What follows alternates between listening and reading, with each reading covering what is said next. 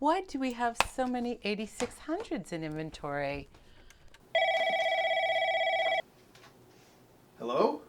Jordan, I just noticed that we have a ton of 8600s in inventory. The 8600s? I think we made a few too many of those. I don't want to hear that we overordered. We've got to get rid of these things.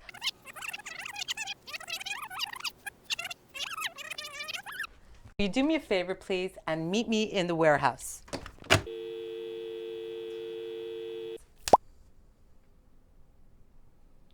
Bye.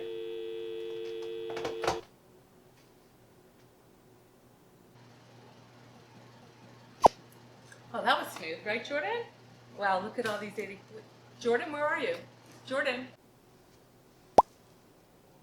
Where are you? What? What happened? How'd you get in there? How did I get in here? So we have to sell some of these things. I think that we're going to have to go into the studio and show them off. All right.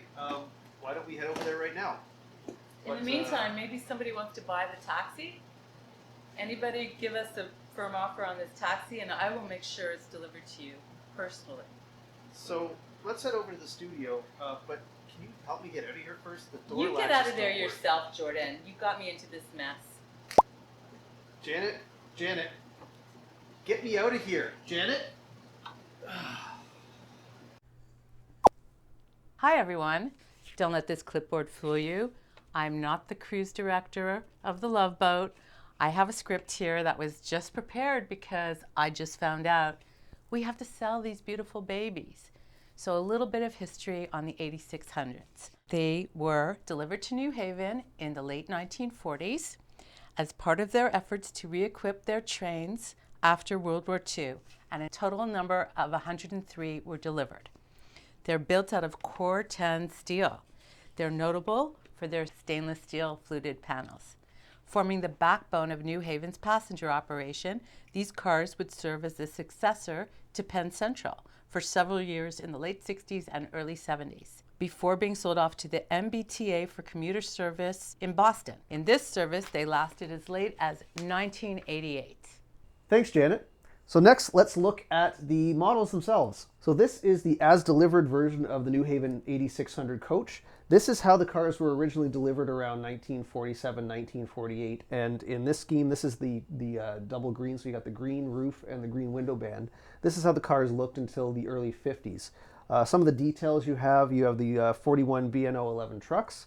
You've got the full skirting between the trucks there, and the drop-down steps at both ends. So you got vestibules at both ends of the cars. Next, we've got the New Haven McGuinness 8600.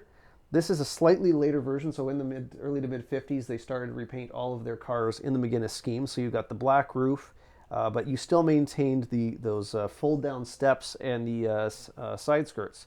Now, if we move along a little more, the cars started to get modified later on in the 50s. The skirting, as you can see, was removed. The steps were retrofitted, so now you had a permanent fixed step design, which made it a little bit easier to maintain. Next, if we move on, we've got Penn Central. Penn Central ran these cars for a brief time from 68 until about the mid-1970s. They were in the Penn Central kind of their passenger green scheme. This is actually kind of a unique version of that we've done. And of course, the MBTA Boston, Massachusetts Bay Transit Authority paint scheme there with the purple window band. The MBTA picked up 74-ish, 72, 74 of these cars in the mid-70s and actually refurbished them and kept them into service right through 1988. So for actually a brief time, the MBTA F40s ran with the 8600s. So I've taken the shell off of one of our 8600 models to give you a closer look at the interior. Let's start at the far end here. We've got the washrooms, which of course we've got bathroom sinks and toilets and seats and whatnot. You've got the 2-and-2 seating arrangement. These are all separately applied seats. You've got your armrests and all that cool detail there.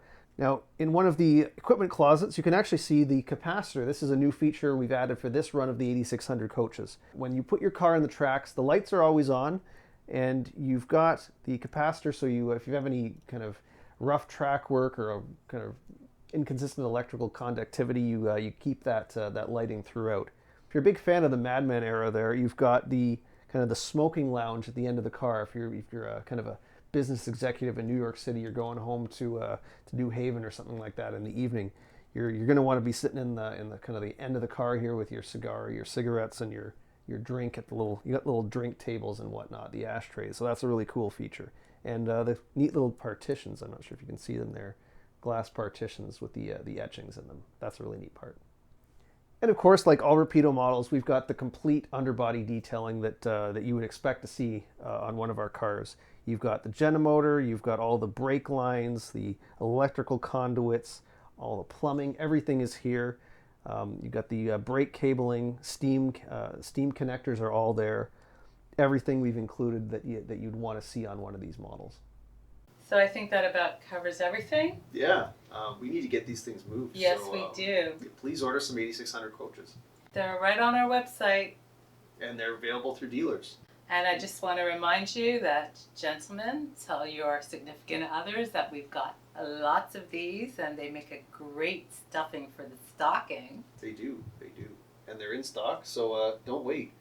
We're hoping that these fly off the shelves and we can make room to get rid of that taxi. That's right. Happy holidays, everybody. Happy holidays.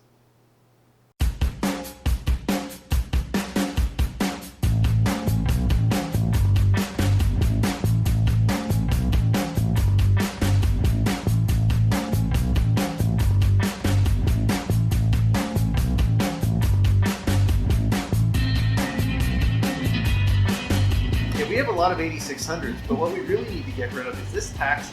You can tell by the dust how long it's been seen. It can't go anywhere further than the perimeter of the parking lot. No, it's actually, it actually doesn't run. If you want to see my eyeballs turn into dollar signs, then just take a look at this thing. Yes. I think I see Dan Darnell under there. I think he's with a wrench. He's been down under there for about 3 years.